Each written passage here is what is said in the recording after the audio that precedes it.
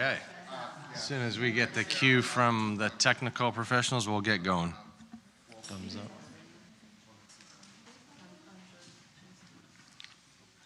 Oh boy, what are we today? What's it?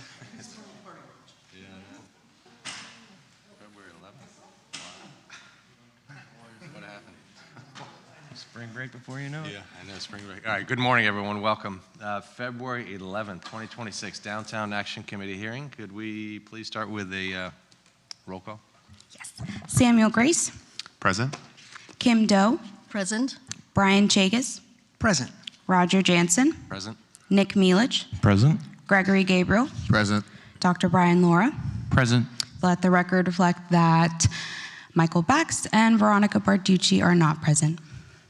Okay, thanks. Next item, we have you have minutes from the November 12th hearing. Okay. Anybody have any comments or corrections or deletions? Really not much there. Or motion to approve? Mr. Chair, I'll make a motion to approve the minutes. Okay, so second? Second. Okay, all in favor say aye. Aye. Aye. Okay. Oh, here we go. We got Michael Bax now present. We'll let the record show. Moving down the agenda, report from City Urban Designer, Claudia.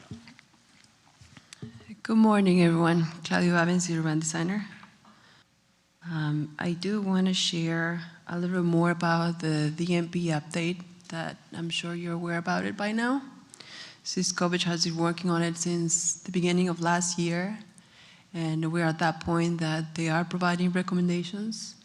We will be seeing more detailed information coming through, and hopefully by the late of the spring, early summer, we're going to start with approvals. So I'm just going to go an overview, trying to keep it very high level, not going into the details about what they are actually presenting, but these are the main recommendations that are actually presenting to us. Some are related to expanding the uses, others are related to having that public realm the way that we want it and the way that we should continue to have it, with wider sidewalks, shade trees, more open space, connectivity by having these connections between different streets through passageway and breaking up the large blocks that we have some on the west. We are looking into our parking requirements and see if there's anything that we need to change on that. We're also looking at incentives. That is one of the main things that Siskovich is really looking into, how heights may be changed, how far may be changed, and where. Also keeping in mind the setbacks and stepbacks to make sure that the pedestrian scale is still maintained in some of the streets that we need, and also to preserve the views that we want on the city. Again, this is just an overview, but I can let you know a little bit more with some maps. We like maps, right? So in terms of the existing base height and development rights, nothing is changing. We have the same sub-district, the same regulations for that. And before we go into the incentives that they're proposing, just to look back to what they did in 2007, one of the main principles that they established before was to establish connectivity throughout the downtown. And the main thing that they wanted to do is really link Clematis with City Place. And to do that, they created the Quadral Business District Incentive. That was the whole purpose of this district, was to encourage Class A office and hotels to come in. And that was actually achieved, right? We see how the city has been changing because of that. And after that, the city also had other incentives that were put on the east of Quadral Boulevard. They incentivized that area to trying to encourage a little more development in that, high development in that particular area, and also made some changes in the Nora district, right, as to allow the new development that was coming through.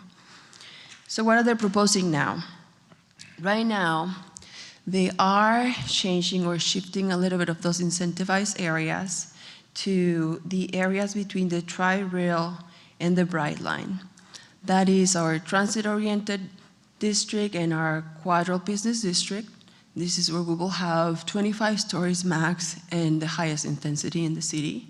Again, we do have great transportation just by having these two Tri-Rail and Bright Lane stations, but they are also recommending to having a multimodal hub near the Tri-Rail station. They're also incentivizing the waterfront. The Flagler Waterfront District was, the maximum height was 5, so they are increasing it to 25 stories. This is a big change, of course, and again, this is one of the most valuable areas in the city just because we have the waterfront.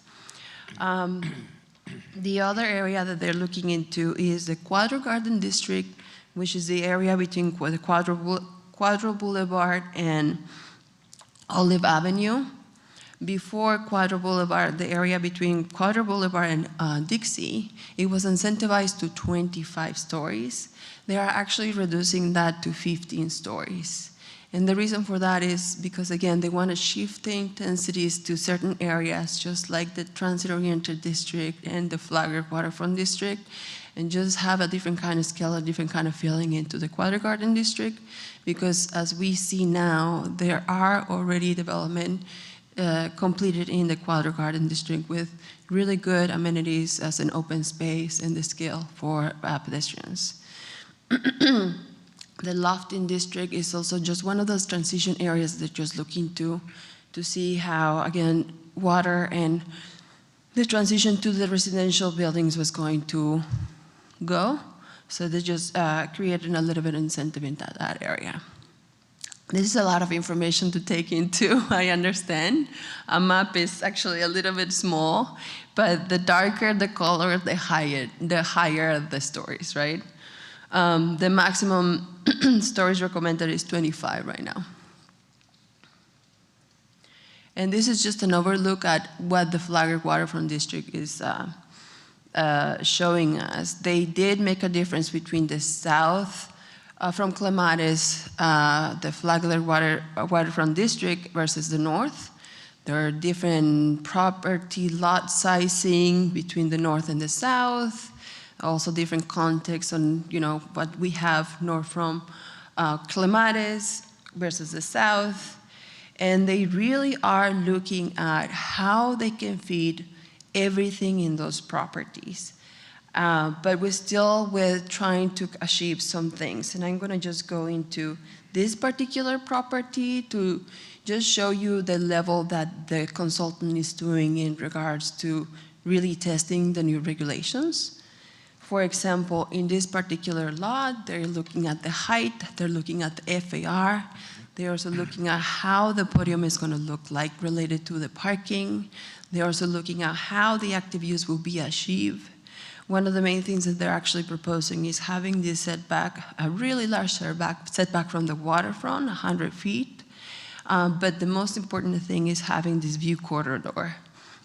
And the reason for that is the Flagler Waterfront, we know that if we have development that is from property line to property line, north and south, we will basically have a wall of tall buildings in the waterfront. So to prevent that, they're trying to create a regulation to have these view corridors and having more slender towers. And they're testing that with these different parcels that we have on the district to make sure that the other regulations that apply to it, based on setbacks, based on height, based on requirements for active use liners, are still able to, the developer is still able to do those. The Quadro Business District, this is just an example what they're doing right. This is, again, this corner that we have right here is between Banyan and Tamarin Avenue. This is in front of the trial rail.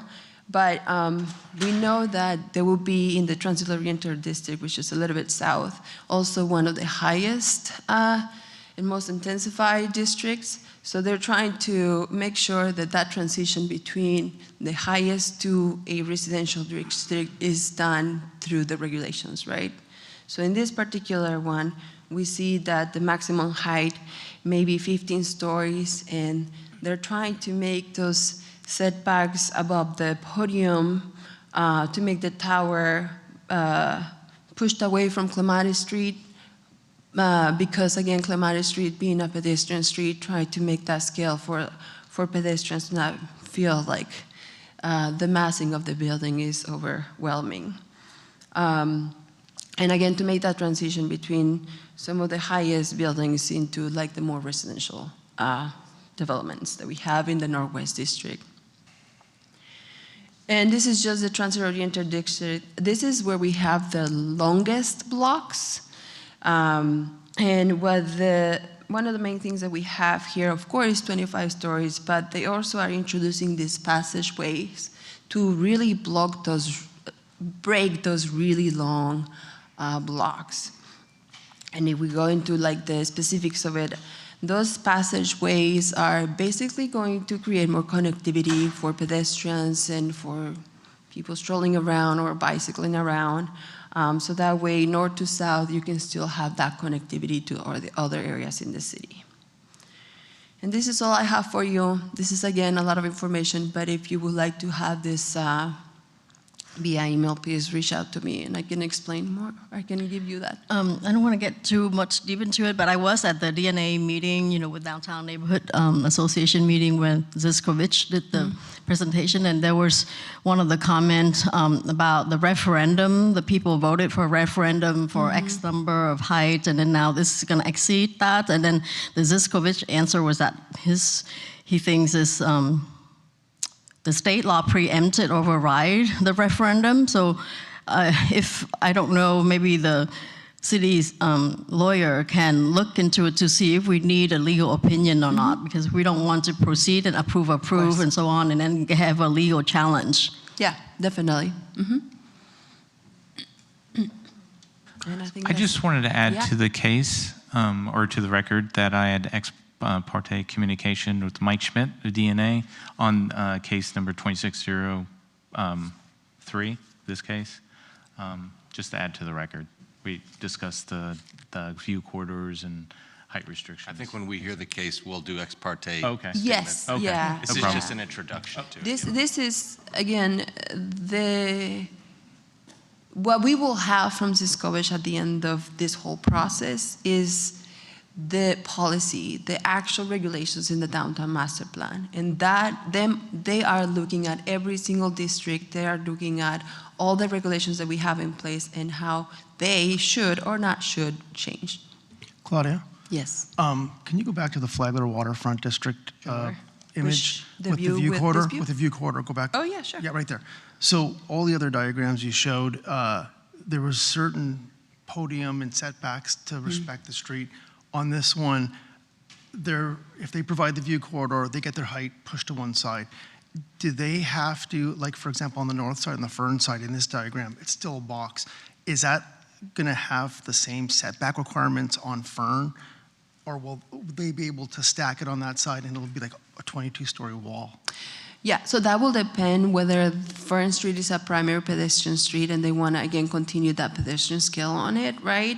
Or if it's a secondary or an alley, they might not have those conditional setbacks above the podium. So in other words, if they flip that and they put the 22 stories on the alley, they may not have to necessarily do the podium, and they get the view corridor running along Fern Street. If it was just flipped, because all the other diagrams you're going into have the them details step on back, this. and Yes, it looks like it's of meeting the course. code, but this one looks like a wall of 22 stories, and I just kind of on Fern Street.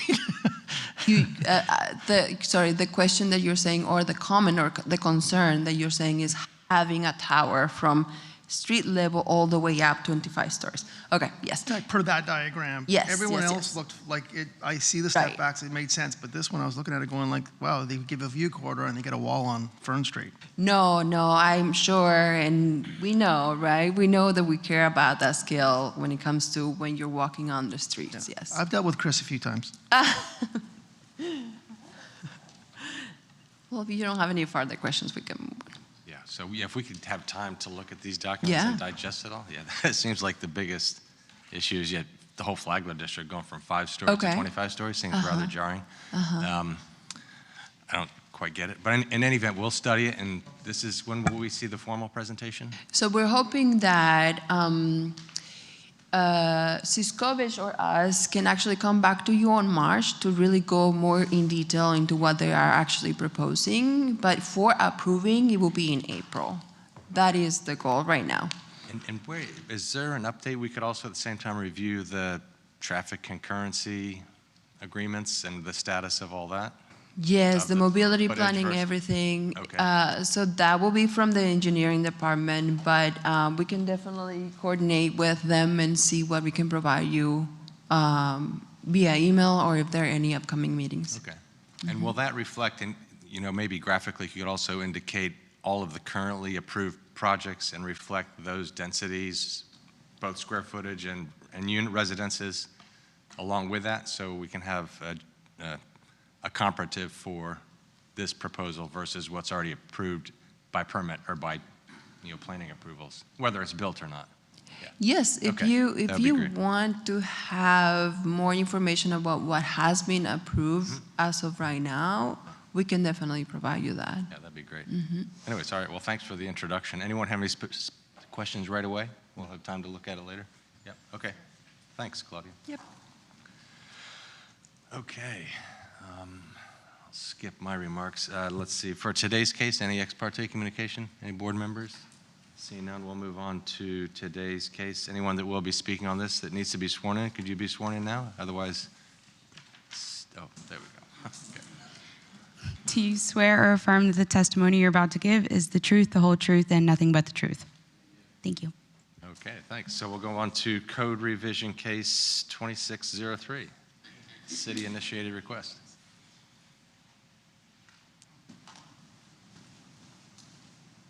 Morning, Board. Angela, Assistant Development Service Director.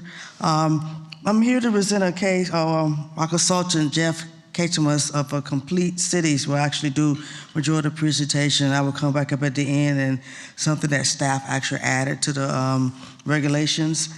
Just to give you a little background, it's been a long journey. It's actually started before COVID. Working on trying to update the city sign code, give it one holistic update and basically put it in one area so everybody could basically see it in one section of the code. It's taken us a while, but we finally got here to this point to get you guys to look at the regulations and hopefully recommend approval from that. So now I'll turn it over to Jeff. Great, thanks, Angela.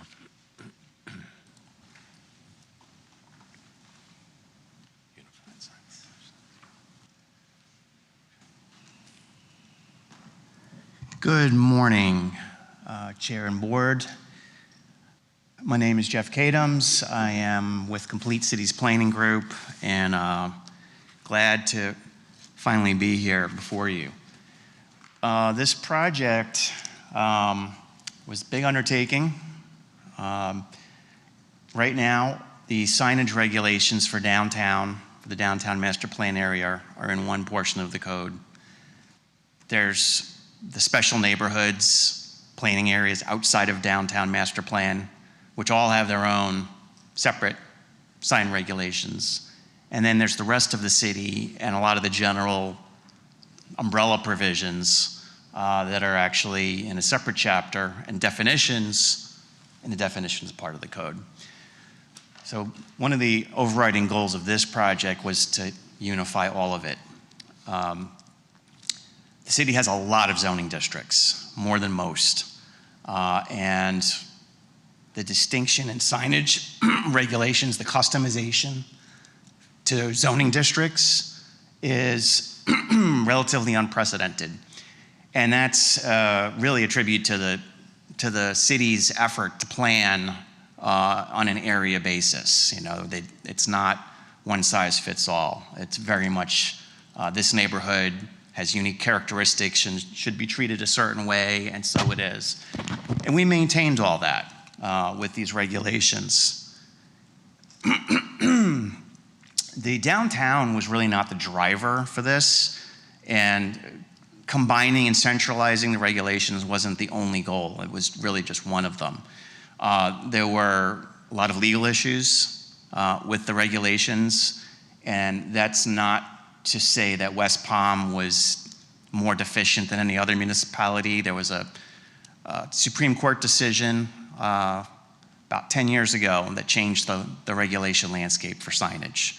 And every city has been working towards compliance with that decision since then.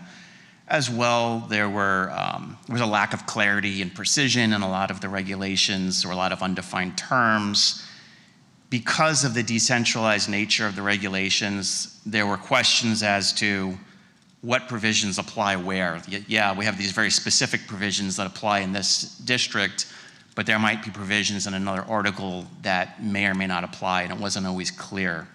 And they weren't all drafted with that in mind. There were inconsistent drafting styles among the different provisions, and so on and so forth. But most of the substantive, non-legal work that we did was outside of downtown. There definitely are some changes within the downtown master plan area, but it didn't drive it. Those changes mostly came from a close relationship working with your urban designers. So some legal things to know.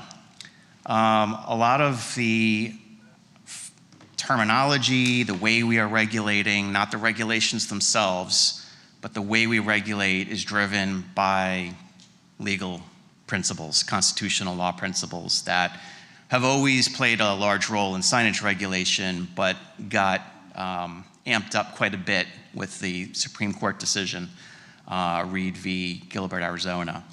So things like sign types, what we call them, how we apply them, definitions, how uses are classified for the purpose of regulation. Those are all things that are obvious as you read this and you wonder maybe why did we do things why did we call it this? Why did we retool things the way that we did? This chapter does not regulate government signs in the right of way. It doesn't regulate traffic signage on public or private property. It just regulates other signage on private property. And it doesn't regulate signs that are not visible from a public right of way or a park or some other public gathering space in a abutting property or a body of water.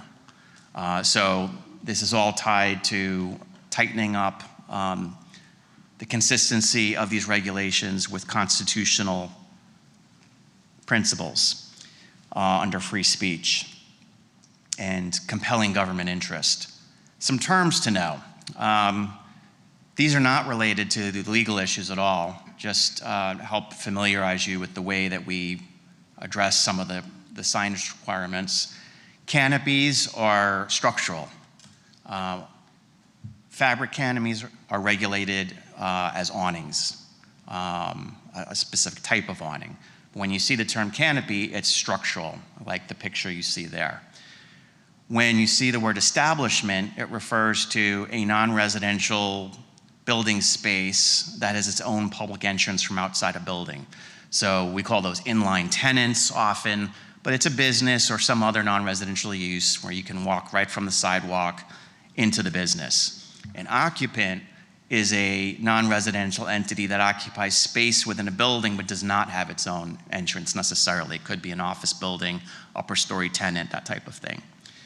We use the term street frontage to describe the property line abutting a street and the length of it. So some of those signage formulas are based upon linear footage of street frontage.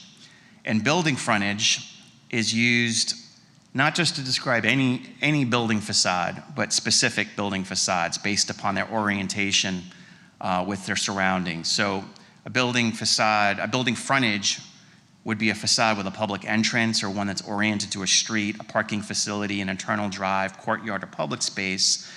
And this is done for the purpose of allocating facades that are eligible for building signage, wall signage, awning signage, et cetera. And lastly, and this one is legally driven, is a visual element. We don't say lines of copy. We don't talk about lettering. When we're trying to regulate the amount of information on a sign or the grouping of information and elements, we call these visual elements. And comes into play for window signage especially. The way that this is organized is that we have a part one, which is kind of the preamble.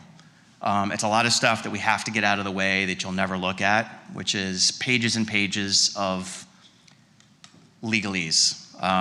Talks about court decisions and provisions of your comp plan and your code that address compelling government interests. It just sets the stage if there's ever a lawsuit about your sign regulations. Talks about the scope, the purpose, applicability, and we have the definitions. Part two is regulations for the general zoning districts. Those are your commercial, industrial, residential zoning districts outside of downtown, not special planning areas. Then part three is the DMPA zoning districts. Part four are the special neighborhood planning area zoning districts. And then we get into part five, which is general standards, things like prohibited signs citywide, illumination, treatment of logos, vertical clearance of signs, things like that. Part six is standards for each sign type, the typologies. So everything from monument signs to flags and temporary signs. And what these do is they provide additional allowances. So when you are, let's say, looking under part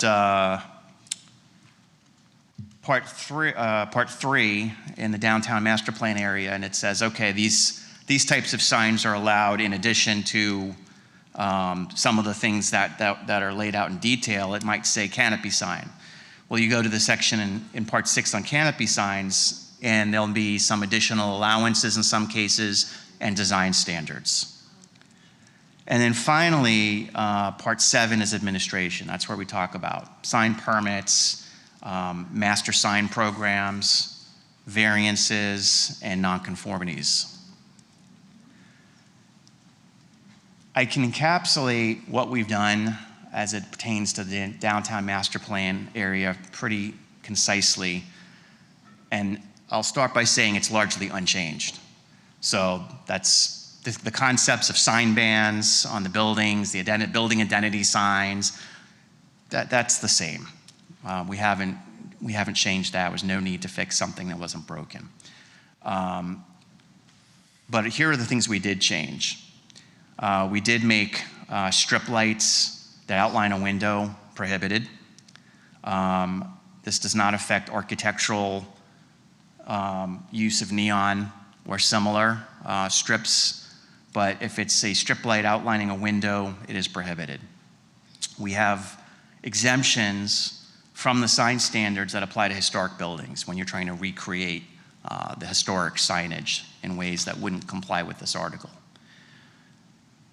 In the commercial and mixed uses, for commercial and mixed uses within the residential enclaves of the DMPA, with the exception of two districts, internally illuminated signs, not just externally illuminated signs, would be allowed fronting Dixie, Palm Beach Lakes, Tamarind, and Rosemary. And for retail, office, and commercial uses in PPPOR and BPDR, where a monument sign was allowed, now it needs to be a post and panel sign, which is a new sign type that we introduced into the regulations and is pictured in the corner of the slide. All of the sign typologies have standards for placement, dimensions, mounting, types of fabrication. Some new standards for downtown. For Clematis Street, the regulations allow up to 20% of a first or second floor sign band, up to 18 square feet, to be used to have a sculptural element. And there's a couple of examples in downtown now. There was one, I don't even know if it's there now, but there's a gym with a barbell, 3D barbell. There's this example over here with the steer. And this is encouraging sculptural three-dimensional signage. And it would be allowed to be externally illuminated or outlined with neon tubing. Blade signs, I don't think they're correct me if I'm wrong, I don't think there's a maximum actual size on those now, but there is a sign allowance of 4 square feet with a 2.5 square foot bonus on Clematis Street for 3-dimensional lettering or sculptural design using wood or aluminum and featuring decorative brackets or support. We allow building-mounted directories for shops arranged around a paseo or a courtyard. Those are things that previously were not identified outside of the wall signs that they might have. We have some new standards for window signs. I'd say of all the things, of all the types of signage, this is the one that we toyed with the most, with one goal in mind, and that was to clean it up, to have the most attractive window sign possible, and to maintain the function of the windows, which is to look inside the business. They can see you, you can see them, and not cover the windows with vinyl wrap and whatnot at eye level. So we're trying to preserve transparency at eye level, and we're trying to reduce the opacity of signage. So the 25% signage limit for a fenestrated area still remains, but only a small amount of it can be opaque. So if you're going to put like a paper, cardboard, or plastic-backed sign, for example, it's going to be a very small percentage of that signage allowance.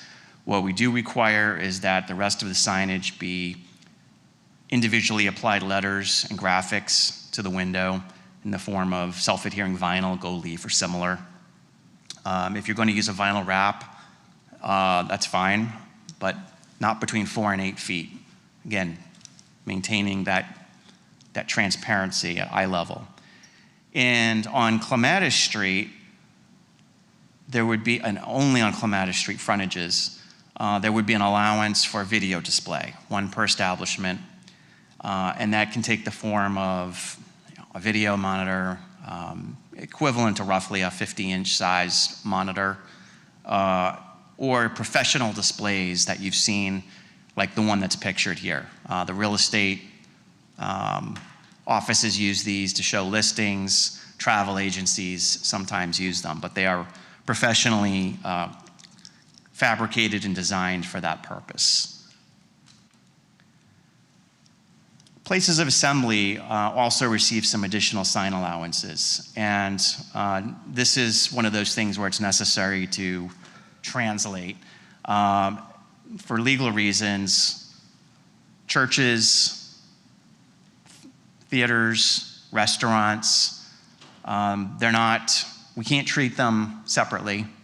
They have to be treated as a common type of use because they're places of assembly. And so any gathering place for civic, social, religious, recreation, entertainment, food or drink purposes is a place of assembly.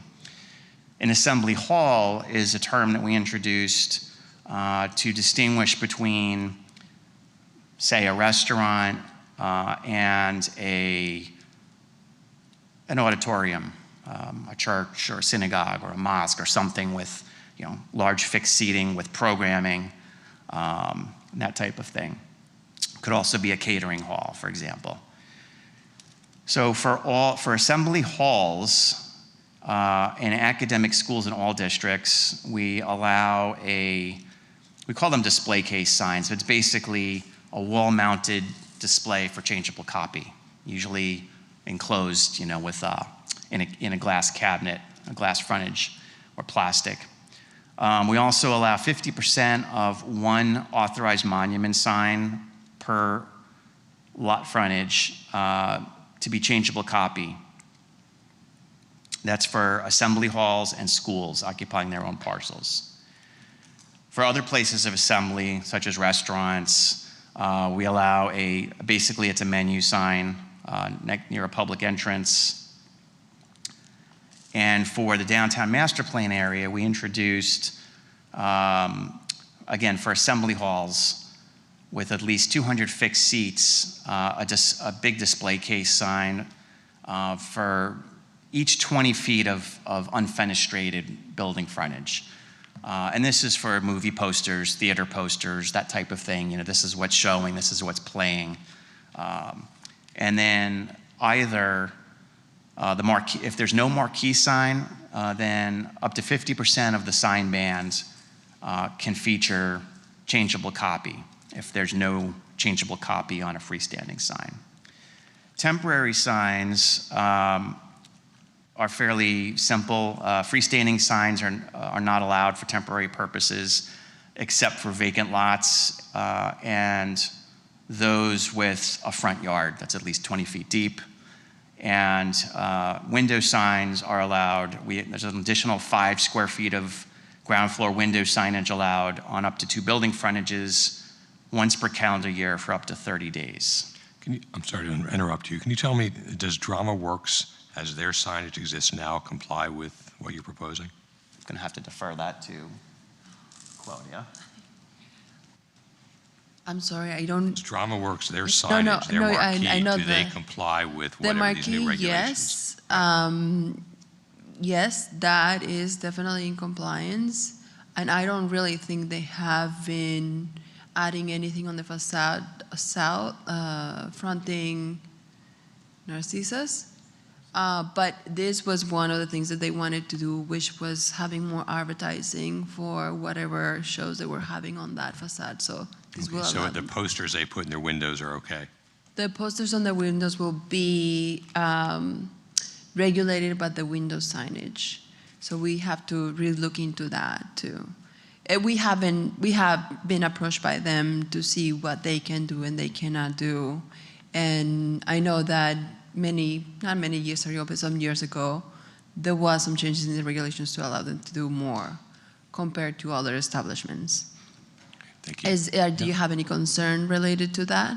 Well, you know, it's not clear to me, the posters they have now that they put in the windows, it's not clear to me if you're saying yes, those are allowed, or no. Sometimes we don't know, Okay. right? And if you walk around Clematis, as we all do, you used to see Chris and myself, we're like, I have not seen that permit yet. I have not seen that permit yet. And we do see that there might be some assumption that because the other person has it, we can have it too. So we are trying our best to go over who has those permits or not. Okay. Difficult to monitor all of the establishment too. But yeah, we can look into that. All right, thank you. Okay. The new regulations establish master sign programs. These would apply to 2 or more establishments in a building or multiple buildings on the same parcel. If it's a new development, this would be something that would be filed for approval concurrent with the site plan or the building elevations if those were submitted separately. And for existing development without a master sign plan and those with one that doesn't meet the current regulations, then there are certain triggers for when they would have to come in for either a revised master sign plan or to establish one. And it's generally the same things that would trigger compliance for non-conforming signs. And the intent of the master sign programs is mostly not within the DMPA, but it's to get multi-tenant developments to have some amount of coordination in terms of their signage. Doesn't have to be the same color or the same anything necessarily, but there has to be thought put into how it's cohesive with the architecture and the signs with each other. And then finally, we have relief. And what we've done is we've made this more friendly to businesses that may have a good reason for wanting some relief from these regulations, especially because it's a big city. Signage is changing all the time, technology, techniques, and there's always a situation we didn't foresee. So we didn't want to limit relief to a hardship only. So if a business or other entity can demonstrate that their proposed signage, even though it doesn't meet some aspects of the code, is equal or superior to what would be accomplished under the code, that can be approved. And of course, if you do have a hardship, you can certainly still use that as a justification. And it does allow for administrative relief to increase sign area, height, or freestanding signage within 15 feet of the regulation. And it does provide for the DAC to grant sign variations within the downtown. So if you have an equal or better design aesthetic, or you have some kind of conditions that limit commonly available visibility or legibility, then you're eligible for relief as long as it does not adversely affect the neighborhood, surrounding properties, et cetera, and it's minimum reasonably necessary to address any unique conditions. That is my presentation, and any questions? Thank you very much. Very thorough. Much appreciated. Does anybody have any immediate questions, or are we going to have response from staff? Or what's the protocol here for this city-initiated request?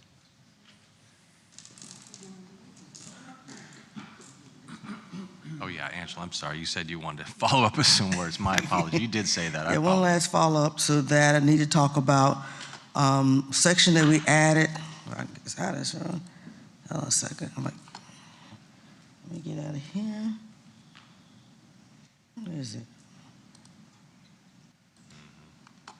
Okay. One last section that we need to talk about was we were asked to add it to the requirements were for sidewalk signs, sandwich board signs, pedestal signs. I just wanted to get and it's added. We got to make some changes, but it still be the basic language will still be there because of some issues with, he talked about RLUIPA and the sidewalk and government signs. But one of the things that staff is adding, this will be citywide, including downtown, allowing sandwich board signs, one per business, located basically in the front of the building of the business in which the sign is advertised. Again, have a clear path. Travel path has to be allowed. It complies with ADA requirements, and you cannot block parking, drive-outs or parking spaces. Also, it gives a little regulations about height and size. Staff's talked about with examples of what's downtown now, not necessarily legal, but what's out downtown now. Around the city, the maximum height is 36 inches wide by 44 inches tall. And then for the pedestal signs, which are the ones that go, picture shown right here, you got the sandwich board type and you got pedestal type signs, maximum height of 55 inches, and the display should not exceed 12 by 20. So trying to regulate to that standpoint. And again, it's only one sign per business. And if you have on a corner lot, still one sign per business. And has to be removed at the end of the day. And basically talked about should not be illuminated, mirrors, moving parts, et cetera. So that's the part that went beyond Jeff's scope. We were directed to add it to the sign requirements. So just wanted to let you know and get your feedback on allowing sandwich boards and pedestal signs. Thank you. Okay. Can I ask a question? I have a question. Go ahead and open up for questions. Whoever wants to start. Okay, Michael, go ahead. And thank you. If an establishment puts out a sidewalk sign that's prohibited, is the only option available to the city is to have code enforcement write them up? Or is there any authority for code or police to actually remove a sidewalk sign that doesn't comply? Well, I need to have that conversation because again, will be in the right of way. I need to have that conversation with them and admin. It should be because it's not on their properties in the right of way. The code should be, or police should be able to remove them. But again, I don't want to say exactly. Usually we cite them or we say move the sign, and they move the sign for a day, 2 days, 3 days, and then you go back a week later or so, they put them back out. That's usually the remedy that they do, but I have to have that conversation legally. I don't know if we can do that or not.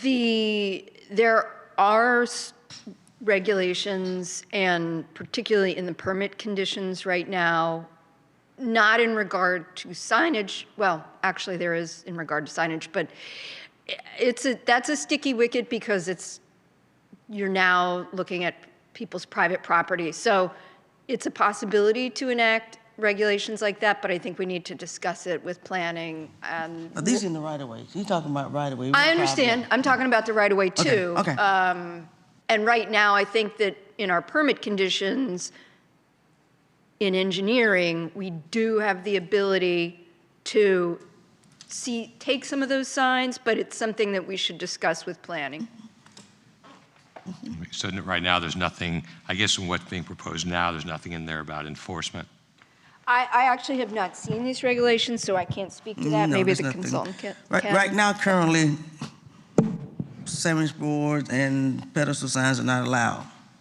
They are in the city and not allowed. But It would primarily be a code enforcement action at this time. We've been directed to try to put some regulations in to actually regulate them. Right, I'm just, I apologize, I didn't see it in here, maybe I missed it. Is there anything in this proposed ordinance revisions on enforcement?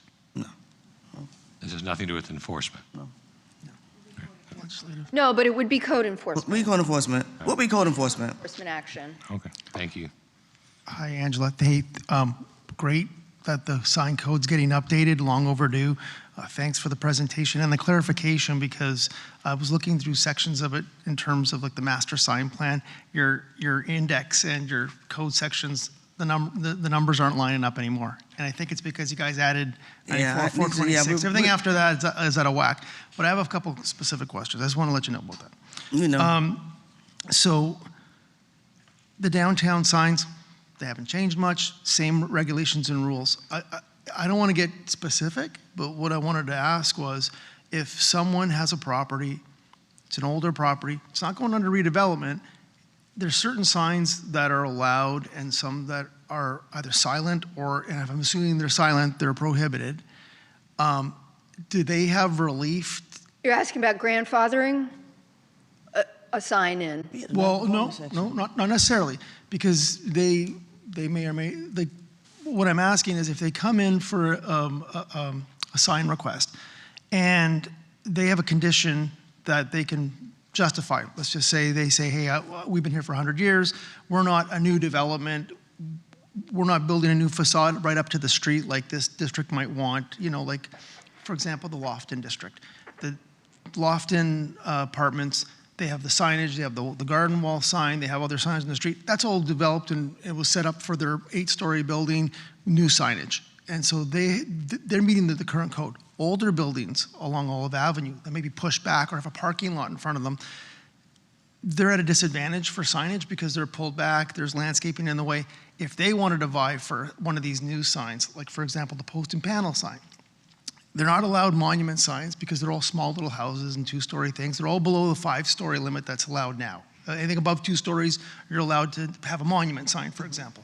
Could they vie and make an argument for a post and panel sign, for example, in terms of having more visibility for their multiple tenants? Does this allow for that kind of flexibility? Because some of these people are challenged. They can't put a blade sign on because they're pushed back, and they can't, like the signage that's approved and desired for buildings pushed up to the street, blade sign, absolutely agree with it. But the ones that are older and need help because they're in an older configuration and they're not coming in for a 5 or 10-story project, how do they get some of that relief? Is this built into that the code? Let me just ask some clarified questions. Is this on a Providencia, like which area are we talking about? Because obviously the different Lofton characters. Lofton. Lofton 5. Lofton 5. Say Lofton 5. Because Lofton 5 is the one where if you are 2 stories and less, you can't have a monument sign. If you go beyond 2 stories, under redevelopment, you're allowed a monument sign. Well, so monument signs we don't allow anyways. Above 2 stories you do. No. When they redevelop, you're allowed to have a monument sign. I thought you were. No. So you're not allowed a monument sign no matter what? No, it's not in the downtown. If it is an existing structure, I think we will have to look at that specific condition on whether you cannot put any other type of sign that we allowed. Right, because you allow the signs that if they were close to the street, blade signs, things that are pedestrian If oriented. it is an older building that has setback a Setback. lot more than the maximum setbacks, None of again, those signs really we work. will for that. have to assess whether they cannot put any other type of sign that we allow, right? Right. That's what I'm trying to find out. Does this allow for that? So you're asking in the relief section, which is, Variations. essentially a variance section. Potentially. Whether that list of conditions would include something like that. Or does this allow for this kind of flexibility in the new regulations And without having to go down the variance track? 'Cause I Right. don't want to send them down a variance track. It's more like, do the new signs allow for more flexibility for older projects or projects that may not? I think that's a question for the consultant. I'm not sure. I think, I don't have know to if keep, we're. let me just say, as a broad statement, that sign regulations are very constitutionally regulated, as the gentleman explained before. And you have to be very careful, right, about giving one party more advantage than another party, because it's First Amendment. And so I think anything that's going to provide an inherent flexibility that's not safeguarded by constitutional safeguards is going to be suspect. You have to be very careful. So that may be something that could be considered as a variance, but I think you have to be careful about the flexibility, built-in flexibility given to staff because of the constitutional restrictions. Having said that, I'm going to look at the consultant to address the variance or relief provisions. Right. So the amount of authority that staff has is limited. They can't grant any variation they can't grant all the allowed variations. They can allow small increases in the signage and things like that, sign area. The rest of them would fall to a board. But yes, the relief process can authorize a sign, a larger sign or an additional sign that they don't have. Or that may not be permitted? As long as it's a permitted sign in the city, Correct. Okay. they're potentially, they can potentially avail themselves of that sign. Gotcha. Okay. Go ahead. The goal there, though, was to ensure that the variation process was simplified. And how does that compare to the current process, what you're proposing with this amendment? Well, right now, it's, I believe you have one set of variance criteria that apply across the city. They're not specific to signs, as I recall. Like, we have been working on this project a long time, so forgive me if I don't recall everything that's in the existing code. But they're really not meant for signs. The standard variance criteria, they're meant for reasonable use of property, okay? Signs have different criteria. It's hard to justify that you don't have reasonable use of the property because your sign isn't as visible as you'd like it to be, or you have a better design idea. So yeah, the idea is to be more flexible, and it is more flexible.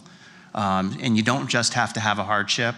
At the very minimum, we would have provided hardship criteria that are unique to signs and not just property, as the main variance criteria are.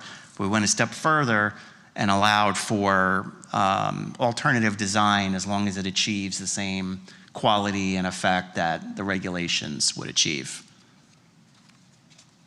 So we're not trying to inhibit flexibility. Quick question. It's always caught my attention. Sometimes I don't know if that can be regulated or if can be provide any guidance. Sometimes you have a person on the side of the road with advertisement sign. I don't know if that's a human sign. A human sign. Yes, Sometimes that's what we call a human sign. Is that something? Because usually they are on the sidewalk dancing or kind of. It's not. That would be a prohibited sign. Okay. I mean, are we prohibiting that in the city, or is just is that part of our policy, or because I didn't see it? We are proposing to prohibit it. Okay. Okay. And I'm hearing that it is also currently prohibited. Okay. Anyone else? Oh. Yeah, I had a quick question. I guess it is maybe specific to Northwood, but I go through Northwood twice a day, and I see buildings, tenants, and window signs that seem like those businesses have not been there. They're closed. They're not operating. I just can't tell who's open and who's closed. Sergei's Pizza is one of them. It's just like I've seen this for years, where it's like the sign's there. There's something in the window. Is there some kind of treatment for that? We address that specifically so that when a business is discontinued, they have a certain amount of time to remove all signage. A sign that, in a separate section, any sign that identifies a business or use that's not there is considered abandoned and is subject to enforcement. Thank you. Okay, Kim. I have a question on the safety of the sidewalk or sandwich signs. Is there a provision somewhere that says, when there's a hurricane warning, those must be put away?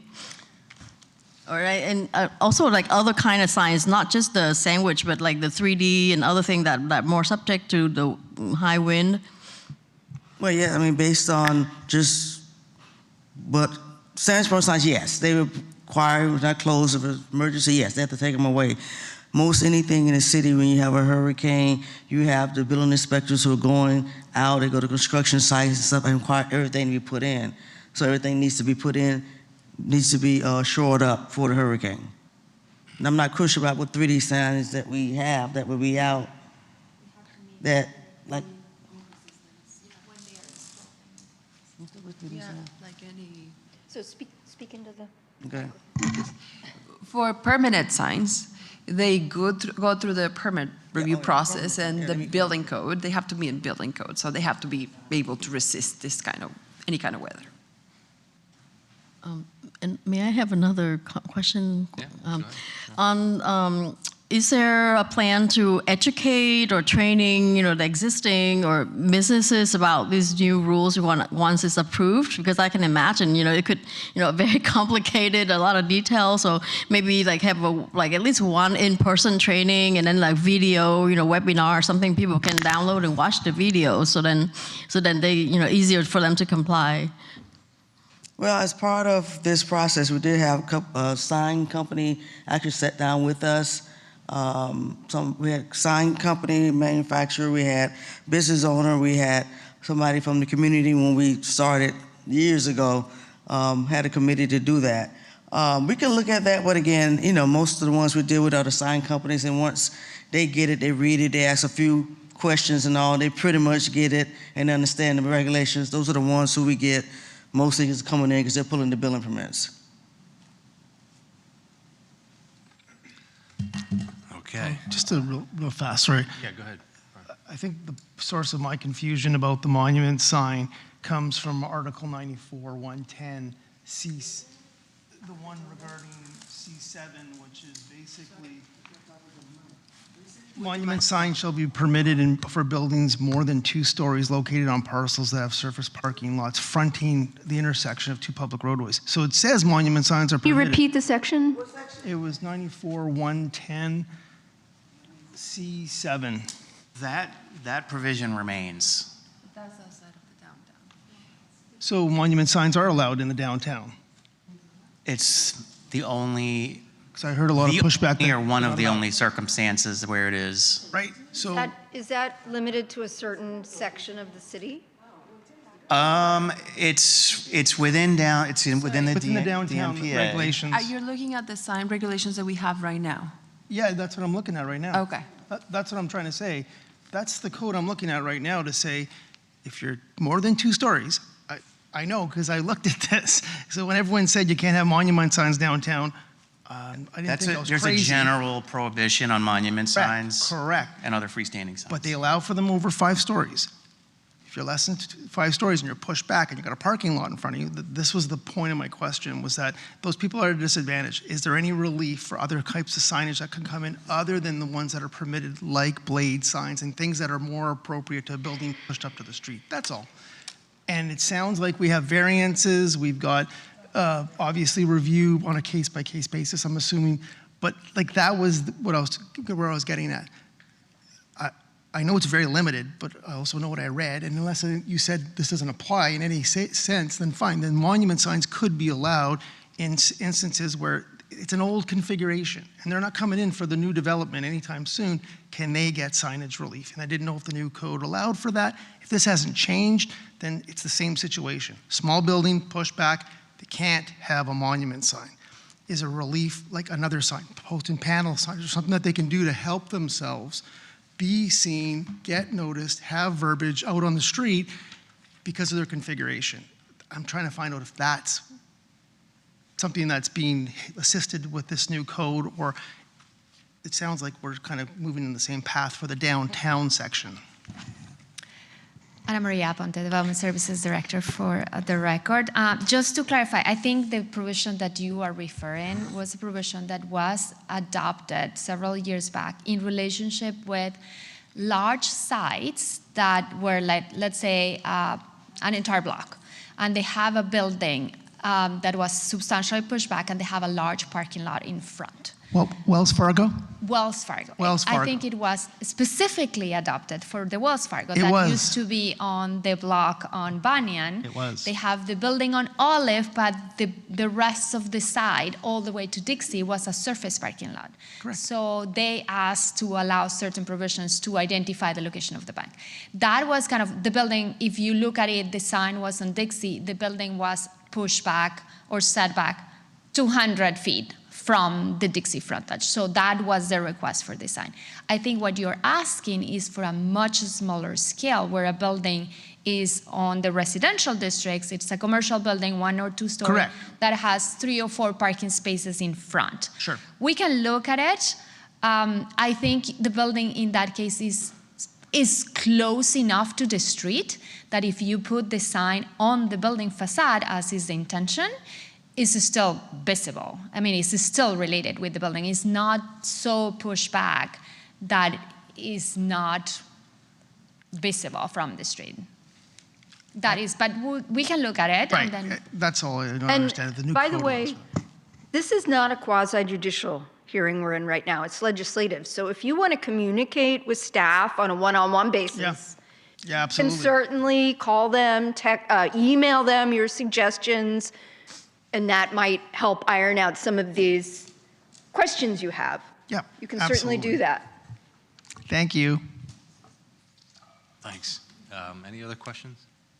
Just one quick question. I think I read it, Jeff read it in here, but I'm sure as far as interior, flashing lights and neon lights, is that all addressed as being You prohibited? mean like inside a window? Inside the window, like Not- these vape not shops? permitted. It is, good. Not permitted. Good, thank you. Just want to confirm. I'd- Any I'd- other comments? Anyone? Yeah, one comment, question.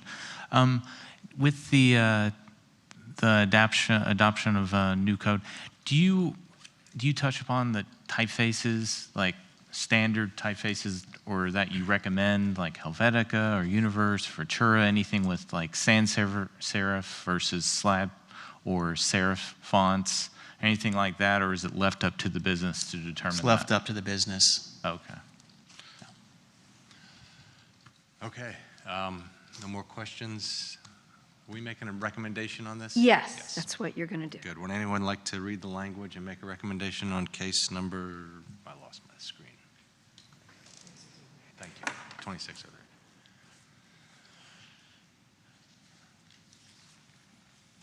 I think I lost mine too. Yeah, my screen went off. What's the password? Do you guys there we have language that for Do them, you have it on the for the screen? suggested adoption? Did you make a slide like that? Oh, wait. Thanks.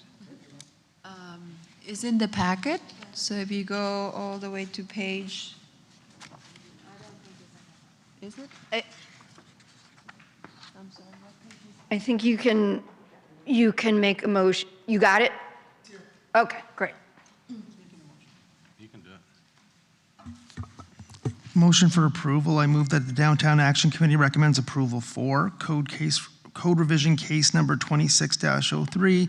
This motion is based upon the factual testimony presented, the staff report, and the findings that the proposed amendment complies with all the amendment standards found in section 94-32 of the zoning and land development regulations. Okay. Motion, is there a second? Second? Oh, sorry. Multiple seconds. Okay. Motion second. All in favor, say aye. Aye. Aye. Opposed? The motion carries. Thank you, staff. Thank you, Jeff. Appreciate it. I think that's it for today's cases. Does anyone have any unfinished or new business? Anything for discussion while we're here? I just had a quick question relative to the transmittal of information on the downtown master plan updates. And let me just first say thank you for doing all the work. I've seen the slides, I've seen the meetings. I know there's been an enormous effort. And my question or comment is related to that.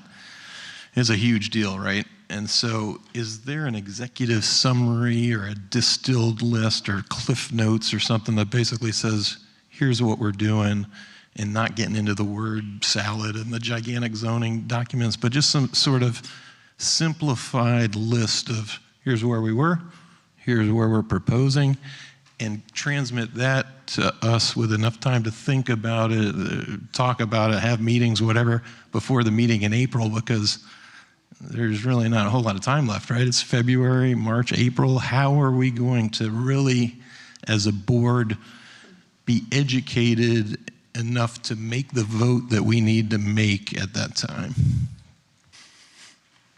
Yes, I mean, I wish we had that summary, right? And it's also that balance of how much detail, how much not going into all the tables that you mentioned too. So we can go back to the consultant just to see what information we have and see what we can provide you that is more synthesized, that is not a lot of information that you might not need to.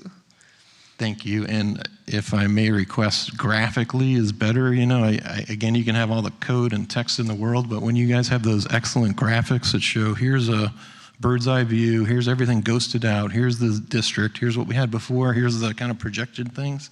If that can just be sort of clumped together or summarized, that would just make me understand things right away, as opposed to trying to figure it all out or look at the before and after, because it is an enormous amount of text that I don't do good with. Pictures or summaries, bullet points, here's where we are, here's where we were, would I think be very efficient to educate us all. Even what we saw today, I didn't know we were going to see today. I mean, can you email that to us? Well, yeah. So what I think it will be a good idea is we can email you the link to the presentation that the consultant did.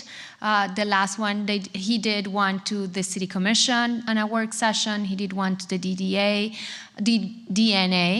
That is a good way to just get the big picture. He is very good explaining the intent, so that will be a good one. And as when we present this in front of you with the document, the full document, the staff will have a staff report kind of giving you kind of the big points and the big changes that are, so it's easier to understand. Can you email us the PowerPoint from today?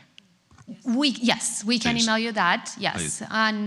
But I think instead of just looking at the PowerPoint, right. I totally recommend, I will send you the link and you can watch the video of the consultant explaining the PowerPoint. Right. So it's easier for you to digest. It's a lot of information, a lot of very small details of the changes that I don't think we're gonna go into that much on the presentation, but if you watch the presentation from the consultant, it will give you a good idea of the bigger changes and where the intent is. And Maria, is the mobility study running parallel with the downtown master plan update? Because I know that the mobility working group is actively all over the place on mobility issues. Yes, so it's not that it's working parallel, but it's like the way the changes that are being proposed for the downtown, one of Mr. Johnson was asking the increase on development capacity, all that increase is pretty much predicated on the adoption of the mobility strategies, right? So the city is working on that as a separate group of consultants and people working on that and what will be implemented in terms of the transportation strategies for the city as a system. In addition to that, the DMP will have some provisions, for example, for parking requirements and transportation demand management that will be required for new development depending on the use. So that will be included in the code and it will be presented to you. So it's kind of different things, but they are interrelated. But And are the increases, are those incentive-based? all the increases are incentive-based. We're not rezoning any property. Okay. Okay, we will do some homework. Any other comments, questions, anyone? Okay, if not, we'll adjourn today's meeting. Thanks for your presence. Thank you.